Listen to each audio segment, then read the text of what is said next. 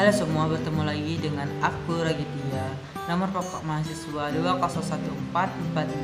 20144600297 dari kelas A420.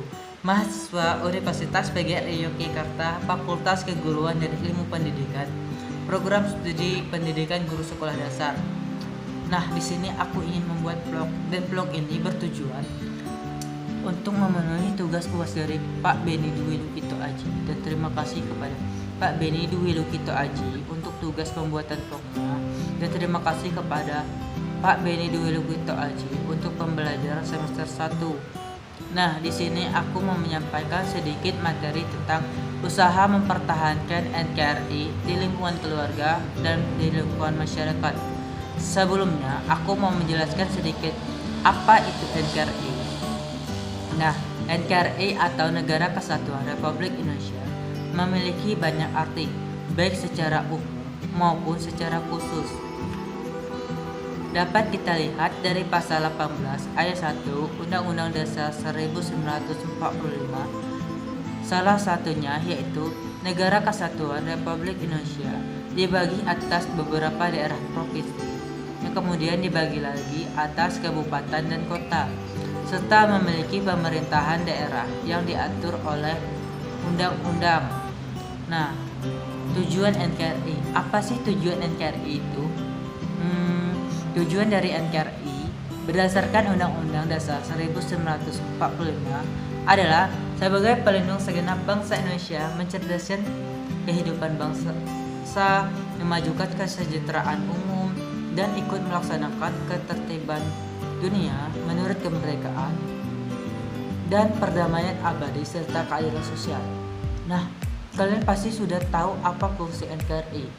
Fungsi NKRI tersendiri yaitu pembentukan atau pembuatan undang-undang dasar, pembentukan lembaga-lembaga negara, fungsi kehakiman, fungsi pemerintahan, penyelenggaraan kemakmuran, perencanaan aktivitas pembangunan negara, menetapkan anggaran, pendapatan, dan belanja negara, memeriksa pertanggungjawaban keuangan negara, membuat undang-undang dan peraturan-peraturan umum. Seperti yang kalian tahu, akhir-akhir ini bangsa Indonesia sering diterpa banyak persoalan, mulai dari isu agama hingga dugaan makar. Nah, dugaan makar itu apa sih? Nah, dugaan makar yaitu tindakan terencana untuk menggulingkan pemerintahan yang sah. Apa sih penyebabnya? Nah, penyebabnya sendiri adalah ulah dari pemerintah itu. Kenapa? Karena masyarakat merasa tidak puas atau pemerintah menyalahgunakan jabatannya. Kenapa? Nah, mereka salah menggunakan jabatannya, yaitu mereka mengkorupsi uang masyarakat.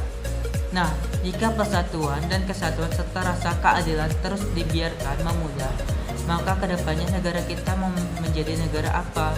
Dan kedepannya negara kita bakal menghadapi tantangan yang semakin besar. Untuk bisa mengatasi itu semua, mau tidak mau, semua komponen anak bangsa harus bersatu dalam mempertahankan NKRI, baik di lingkungan keluarga, masyarakat, serta lingkungan sekolah. Seperti yang kalian ketahui, tanpa persatuan, negara kita akan kacau balau, dan tentunya kita juga akan semakin tertinggal dari negara-negara yang sudah maju. Berbagai cara menjaga keutuhan NKRI. Ada banyak hal yang dapat kita lakukan untuk turut serta menjaga keutuhan NKRI. Salah satunya adalah memulainya dari dalam keluarga dan masyarakat terlebih dahulu.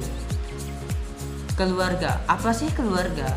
Keluarga merupakan bagian terkecil dalam masyarakat. Disinilah kefasihan dalam menggunakan sikap hormat yang tepat dikembangkan pada anak sejak kecil melalui pendidikan dalam keluarga.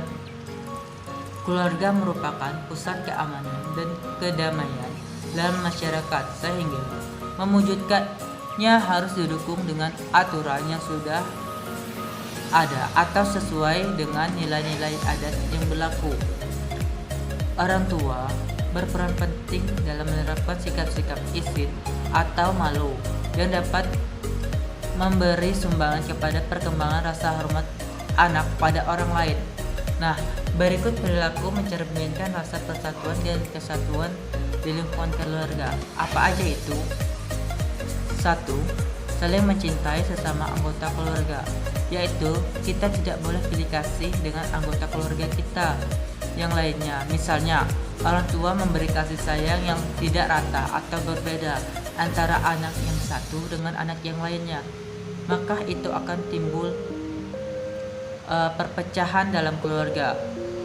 Nah, kita juga tidak boleh bermusuhan dengan anggota keluarga kita sendiri. 2. Mengakui keberadaan dari fungsi tiap-tiap anggota keluarga. Yang dimaksud di sini adalah kita mengakui keberadaan dan fungsi dari anggota keluarga kita.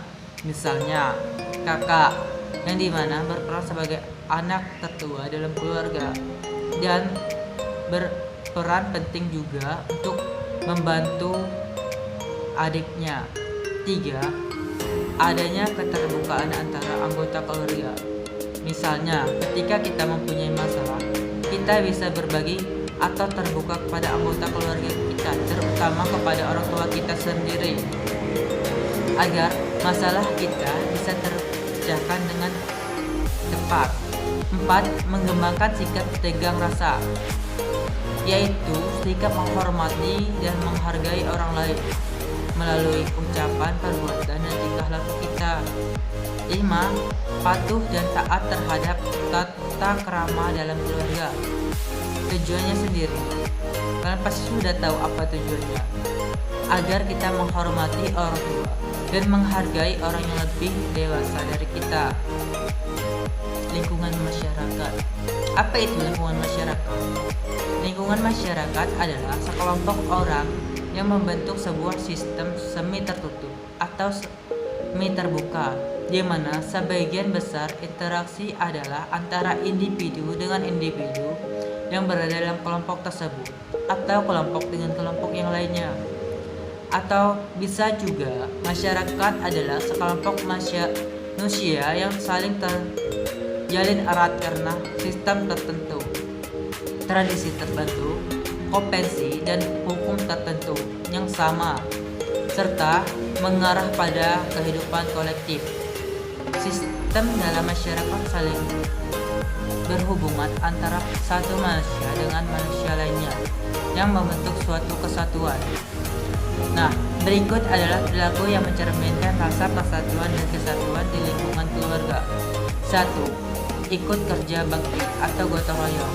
Membersihkan lingkungan. Kalian pasti sudah pernah ikut gotong royong di lingkungan kalian. Nah, kenapa kalian harus gotong royong? Tujuannya untuk mengajak kita semua saling bekerja sama untuk meningkatkan kebersamaan. Karena kita sebagai makhluk sosial tidak bisa hidup tanpa manusia lainnya atau bantuan orang lain. Menjaga kerukunan antar tetangga dan berkumpul dengan tetangga merupakan tujuan penting dari kita bermasyarakat. 2. Hidup rukun dengan semangat keluarga dengan tetangga. Kenapa demikian? Misalnya, sikap dan misalnya kita sakit, orang pertama yang menolong kita ketika kita sakit pasti tetangga kita. Kenapa demikian? Karena tidak semua anggota keluarga kita tinggal di lingkup rumah kita. 3. Menyelesaikan masalah sosial bersama-sama, tidak menyelesaikan sendiri, yaitu dimaksud di sini kita harus mengadakan musyawarah untuk mencapai atau mencegah masalah atau memecahkan masalah yang ada di lingkungan masyarakat. Bergaul sesama warga dengan tidak memandang atau tidak membedakan agama, suku, ras. Nah, dapat kita lihat pada pasal 5, yaitu keadilan sosial bagi seluruh rakyat Indonesia, yang dimana setiap warga kesatuan Republik Indonesia berhak mendapatkan perilaku yang sama tanpa harus membedakan suku, agama, ras, ataupun golongan. Nah, demikianlah video vlog yang bisa saya sampaikan. Dan materi ini saya mohon maaf apabila ada kesalahan dan kekurangan, saya mohon ampun. Terima kasih sekali lagi kepada Kak Beni.